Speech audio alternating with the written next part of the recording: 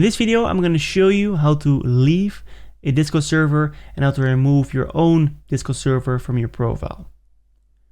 So right there, I got a demo server set up. And if I want to remove this server, I just go up here, click on server settings, go to delete server at the bottom, and then put in the name of the server. In my case, it's called demo.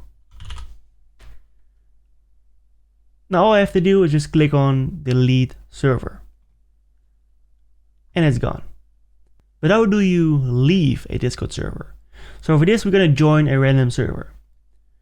So I go to the Explorer page and then just join a random server. So I'm going to join the Minecraft server. So I'm going to click on close. So let's say I just joined the server and I just want to leave it right now.